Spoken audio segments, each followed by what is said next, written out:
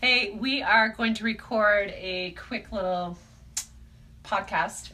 Friday 5 is what we call it. Yeah, and we keep getting this question a lot here publicly and then personally. What was our spirituality and where has it been in addiction, in recovery, and now? And so we just wanted to share kind of what it's been in our experience, and feel free to pipe in. If you have questions, post them now and we can make sure we answer them after if we don't see them right away. All right, we're going to get going. Okay, today we're going to talk about the mashup, the train wreck, the impact of spirituality, or the impact that spirituality has as you go through addiction and recovery. And this is something we get questions on all the time. Yes. So, Ash, you filled most of these questions. Tell me what some of the notion is, some of the questions that you get from people. So people, it's mostly women who reach out, the betrayed side, who are asking where my spirituality was during your addiction, when we were not getting help, where it's been when we were getting help, like full-time working recovery, and then where it is now. They're also asking where you fit into that. So did you leave the church for a time? Did you question God? Were you mad at God?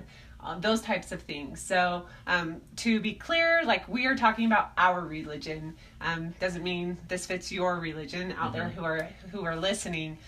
But the question is asked, so we're answering it. We are members of the Church of Jesus Christ of Latter-day Saints, and we're Christians, and we believe that Jesus is Lord. And honestly, we're pretty mainstream when it comes to like religion. Yeah, we're pretty mainstream. I mean, we're not fanatical in any stretch of the word, I would say. So heck no. Okay, so I'm going to straight up answer from me. So during the time of addiction, when we were not seeking help, I just went, and I didn't practice a lot of alone time, spirituality on my own. I stopped praying, and I've always, like, prayer came really easy for me. It was like an easy check, that list, like, that's not a problem for me. And it soon became something that I was like not even doing anymore. And as far as reading scripture, same thing. Like, it was too hard for me to fit that in, so I just didn't. When we started recovery, it was really hard for me to go to church. And I'm in a leadership role in the women's group within our church. And, when lessons are structured around marriage, family, and the blessings that come from those types of things, it's really hard to go and listen when those things aren't happening at home. And because no one really knew our story, I was very private with our story, super. Until now. I kind of fought that battle alone. And so I told my leader and just said, hey, this is where I'm at. I haven't left the church. I haven't lost my testimony. I just can't do some of the things that are required of me right now, which is I can't go to the women's group, which is called Relief Society, on certain meetings. So I would look ahead, look at the lesson. If I knew it was going to be a trigger for me, I wouldn't go. And I would just go home and listen to some sort of talk or read my own scripture so that I felt uplifted rather than going home feeling defeated. And I feel like church isn't supposed to make us feel bad, but it can. It definitely can. And that's sometimes the culture and, rude things people say without thinking, or shameful comments, but it's also our own stuff and the guilt and the shame that comes with the commandments, right? The next thing was we have a thing called the temple, going to the temple and doing work there for other people and for ourselves. And I took a break from that. And I was told, it will help you. And I couldn't do it. It was that reminder of what I didn't have. And my opinion is do what feels right for you. And so it was something that you actually were going to the temple when I wasn't going to the temple. So we were kind of in different planes in that way. So for me right now, I do what I can. So I listen to scripture, I listen to devotionals, and I do have prayer. We've done it as a family forever. So we do things that I think are trying to connect us spiritually in very different ways than we ever have before. But we do it in like we've always said, like baby steps. Totally. Like just little amounts so that we're not like going crazy and falling out.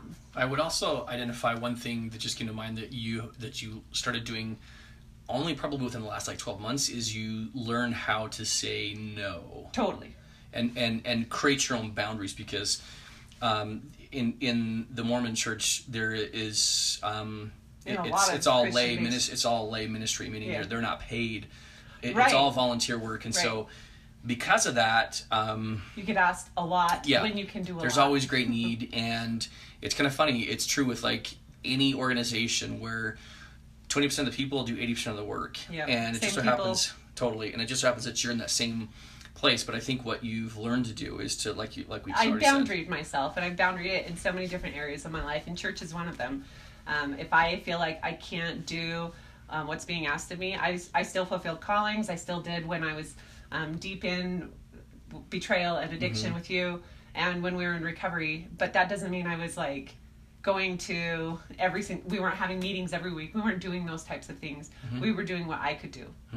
So I'm lucky enough to have a leader right now who she doesn't have meetings to have meetings. She has meetings with purpose. So we don't meet very often every week. It's like every quarter, and I like that, which is cool. Yeah. So a lot of efficiencies there. Okay, so I would say that the bigger impact for me, and I live for most of my life with this, and what I would say is Kobe in addict mode when I was there and would go to church. It was I always knew that there was this. I was kind of like this man divided, right? Like there was this deep dark side of me that I didn't want anybody to know, but I also knew that there was a part of me that just that was good, and my addiction would mash that down deep down inside. But I also knew that it's just that's what God saw. And so when I would be in church and I would feel like if I was just after relapse, I would feel a lot of guilt, and oftentimes that would manifest in terms of tears. But if it was been sometime since relapse or acting out, I would feel motivated to take action, motivated to be more faithful, motivated to demonstrate in my own action that I was willing to follow. So that was kind of the ebbs and the flows of my spirituality. That was really kind of like that represented really my connectedness to my ability to connect to God, really, depending on how sober I was or wasn't. Yeah. And your worthiness factor. Yeah, for sure. And I was my own worst judge. It didn't matter what anybody else said. I could judge myself worse than anybody else. But I would also say that once recovery started, I realized that I had a super skewed relationship with God.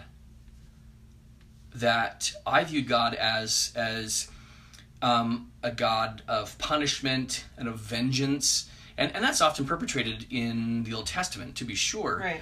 But what I came to learn for myself, and this is only for me, is that God was more merciful and loving than I ever realized he was. And I feel like we both come to that more like it's not black and white. Like God is not black and white. And I think that's probably where we were at. Yeah. In all the years of addiction and betrayal. And that's why it was maybe hard. Totally. You go grab that, actually. So I think for me, it took time in recovery to feel. We had someone knock on the door.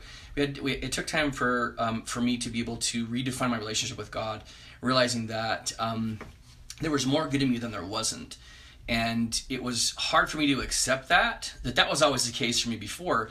So there have been times in the last, like I can say this quite honestly, and this will probably shock some people, but I was super consistent with my prayers morning and night, probably for the first 12 years of marriage, really since I was a kid. But they were very rote, and there wasn't a lot of heart in those. And if there was a lot of heart, it was out of desperation. But as I started recovery, there was a change. And so my communication with God is more ongoing throughout the day. But I can say probably now that there's probably been twice in the last 12 months where I've knelt down on my bedside and prayed. And that will shock some people, I think. And that's okay. And I'm okay with that because I'm much more secure with my relationship with God, realizing that not only has my relationship changed, and it needed to, but I realized that there was always more good in me than there wasn't, that I could communicate with God, that God was much more loving and more merciful in viewing me than I ever gave him credit for. And sometimes when my own unworthiness, or self-imposed unworthiness, when I would be in kind of sackcloth and ashes in that particular place, it would blind me to all the good that God actually delivered in my life. Right. So spirituality for me, I never questioned my faith. Really what I did was I just redefined how I viewed God. And when I was in addiction, he was very much fire and brimstone and damnation. And now I realize that God is so much more of love than I ever gave him credit to be. Okay, so I don't know if I stepped out for a moment, but we were talking earlier about how you looked at, like, it would be so much easier to leave church and step away and say, I'm not a member anymore. Oh, yeah. Because that would relieve the guilt. Totally. That is sent from God. Guilt is good. It's meant to help us change and to progress. Whereas shame is more cultural, and shame is a matter. Yeah, it's definitely from Satan. And it keeps us stuck, and it keeps us feeling like we are never going to make progress. I can't get over this. So I beg to differ with the whole. If I leave the church, then all this goes away. Like, I don't feel the guilt anymore. And to adequately represent that, I there were times when I felt that way. Like, if I looked you in the eye, for me, that was like, I shrank from that because I didn't want to look you in the eye. Right. Because of my own guilt. And so I would how look can at you look God in the eye? But that would also be the case at church. It was like I was so uncomfortable looking people in the eye as the addict. Right. That I wanted to just shrink. I wanted to just hide. I didn't want to be in that place. So it was easier. And some guys reasoned it that it's easier for me to find reason A, B, C. 10 reasons why I don't want to go back to church, because I simply want to remove myself from that place of feeling so bad. But and I had those thoughts too. So my point on that is to say that for whatever reason I just held on. I don't know. I just held on. I didn't necessarily doubt my faith, but my relationship just changed, and I never got that far down that rabbit hole. And so here's my take on that, just from the outside looking in.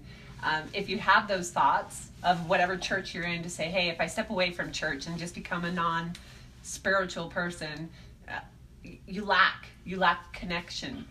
If you choose to still do addiction and say, it's not a moral issue, there's so much more that goes with addiction. Addiction is the opposite of connection. And so it does affect your life in other forms, not just religion.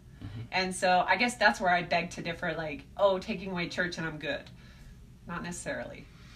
There's no question that God can be found in other people who are within any religious organization. Like, there can be love and connection found in other people who have maybe gone through similar roads. And so the human interaction, God can be found in other people. I get and when that. you go to church, you can find point. that. I know that, but I'm adding to what you're saying. My Okay. point is to say is that the connection, being there, interacting with people, hugely, it's been hugely important for me. And once we actually shared our story, this isn't everybody's road, but once we shared our story, what I found is the people that I thought would judge me were actually embracing me and thanking me for speaking and my sometimes truth. the opposite. The people you thought would support you were like, ooh, can't handle that. Yeah, to be sure. And that just, that's a whole separate topic, but so that's the basics. We hung in there to the spirituality that we had, but we definitely had the roller coaster rides. And so whatever your position is right now, whether you've left the church that you belong to, there is no right or wrong, but part of I believe, and what they've shown studies with Dr. Skinner at Adult Recovery has proven, is that one of the steps of intimacy is spirituality. So it's finding that connection in some way.